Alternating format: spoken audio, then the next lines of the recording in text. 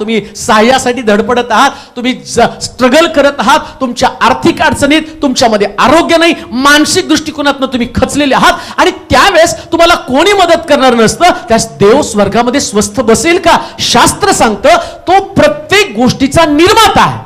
मग देवानं तुमची निर्मिती केली. जर देव तुमची निर्मिती करत आहे तर देवाचं निर्मितीवरती प्रेम आहे. हालेलुया. प्रत्येक निर्मितीवरती देवाचं प्रेम आहे. आणि लक्षात ठेवा, ज्याला जगायचंय ना त्या जगणाऱ्या माणसानं एकच डोक्यामध्ये ठेवून जगायचं, मी देवाची निर्मिती आहे, बस. आमेन. मी त्याच्या हाताची हस्तकृती आहे. मग लोक तुमच्याविषयी काय काय विचार करेना, त्यांनी नाही तुम्हाला निर्माण केलं. समजा मला लोक वाईट बोलत आहे तर मला वाईट बोलायचं कारण काय?